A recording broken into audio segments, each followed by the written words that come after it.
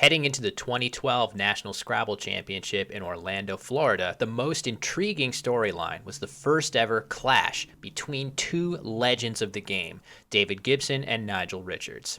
With 29 rounds in the books and only 2 rounds left to play, David and Nigel had unsurprisingly worked their way to the top of the standings, 2 wins ahead of their closest competitors. This guaranteed that the two legends would play twice in a row to determine the 2012 National Scrabble champion. What happened next was an unforgettable piece of Scrabble history. Heading into rounds 30 and 31, David had a cumulative margin of victory 130 points higher than Nigel's, giving him a stronger tiebreaker in what tournament players call spread. So, while either player would win the championship by winning both of their next 2 games, if the 2 players split their next 2 games, Nigel would need to win his game by significantly more points to pass David in the standings. Odds were not in Nigel's favor to win his 3rd straight National Scrabble Championship. To start off round 30, David showcased a key attribute of his defensive playstyle in the early going, eliminating any hooks on the board and refusing to create new ones. Nigel opens with Guile, giving David his choice of 2 bingos, and unsurprisingly, David plays Garlics instead of Surgical to use up the easy hook on the board and grab an early lead. Undeterred, Nigel responds with a bingo of Tetrapod to vault back ahead. David draws the first blank and has a very reasonable option of Mu off of the lower letters of Tetrapod. This play would score 26 points and keep IN together with 2 Gs available on the board to play potential ING bingos. However, Mu not only takes an S hook, but also an L hook for mule, allowing easy access to the triple word score. So he plays unmu instead, sacrificing a fair number of points to avoid making those dangerous hooks. David eventually bingos with Swooner, and 3 turns later he draws the second blank and finds his highest scoring bingo of Novercal. Meanwhile, Nigel is saddled with too many vowels and isn't able to narrow the gap from here, with David cruising to an 104-point win. After this game, David was in commanding position headed into the final round, up by a game and 338 points of spread. This meant that Nigel would need not only to win the game, but win by 170 points or more to leapfrog David and become the champion, a tall order even for Nigel. David goes first in round 31 and plays Brogan, leaving Nigel no place for his 7-letter bingo of Vatical. So he settles for Vicar, and true to form, David responds with Poxes for 40 to eliminate the S hook on Brogan's. Nigel still manages to bingo in response, though, with Trap-like for 80 points. After David's next play of Good, Nigel reaches a key moment. With a difficult rack containing only 1 vowel and both the J and Z, Nigel makes a somewhat surprising play of Zag for 23, playing just the Z.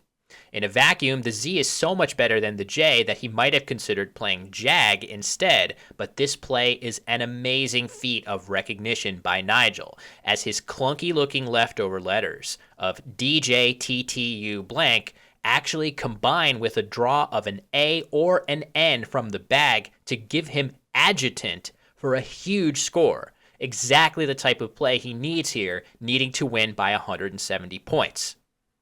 David draws the Q along with 6 consonants and could potentially play Trank for 14 points to use up more of his letters, but Nigel's 1-tile play signals that his other 6 letters are strong and will often include an S. So David rightly balks at creating such a nice new S hook on this very closed board and elects to play Chi instead. Amazingly, Nigel draws his much-needed A from the bag and plays Adjutant for 98 points. All of a sudden, Nigel is up by 124 and has just opened a huge new area of the formerly closed board to continue his comeback. What happened next was the Scrabble equivalent of being struck by lightning. David draws an I after his previous play of Chi, and he has the bingo of Northing, Available through the O of Brogans, scoring 70 points and instantly shutting the board back down by blocking all of the new bingo lanes Nigel has just opened. But instead, David plays Hanting for 32 points. It's a huge missed opportunity. We'll discuss this play later on in the video, so keep watching. The two players trade smaller scoring plays, and Nigel bingos again with Melanite for 61. Now he's ahead by 158 points, still short of 170, but tantalizingly close. But David has the second blank, and if he can just bingo somewhere, anywhere, he's likely to trim his deficit enough that he'll hold on to be the champion. In this position, there is a very difficult bingo of archiform to the M of Melanite, making the blank an F. This is significantly more difficult than northing, but under normal circumstances, David will usually find this. With pressure mounting, he instead plays Icon for 22, another missed opportunity. Over his next few turns, Nigel continues to pile on the points, averaging 30 points per turn with Vainule, Oki, B, and Tix, while David desperately tries to keep pace. After Tix, Nigel goes up by exactly 170 points for the first time. If he can hold on to this margin from here on out, he'll win his third straight championship. David has all low point tiles here, and the board is so closed that any opening he makes to try and bingo will be met with a higher scoring block by Nigel. So he plays Lloyd to try and draw the high point F or W, which might be enough to squeak him over the finish line. But instead, David draws two more 1 point tiles.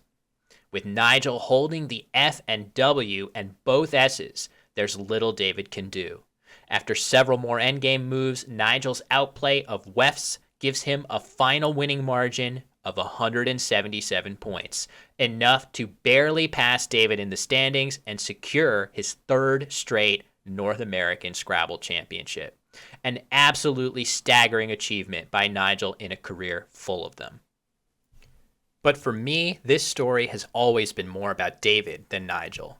So let's address the elephant in the room. How did that just happen to David Gibson, whose name is synonymous with victory in competitive Scrabble?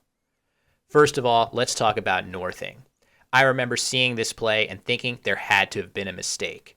David's word knowledge was renowned within the Scrabble world, and his copy of the dictionary was regarded as a sacred artifact, with meticulous notes lining every page. Well, he didn't miss the word entirely. He saw it, but doubted himself in that crucial moment. When something crazy happens in a game like Nigel's zag into adjutant sequence, it's easy to let your focus slip just long enough to make an uncharacteristic mistake. Remember, too, that the National Scrabble Championship is utterly exhausting. It's 7 hours of Scrabble per day for 5 straight days. David was 61 years old at the time, still playing at an extremely high level against players less than half his age. Finally, I think there's only one player in the world who could have caused David to lose faith in northing. Unfortunately, that's who he was playing, Nigel Richards. For me, though David won so many events in his career, observing him in the aftermath of this loss cemented him in my mind as one of our greatest champions. He showed incredible sportsmanship, congratulating Nigel earnestly and accepting his second place prize with grace, despite clearly being devastated.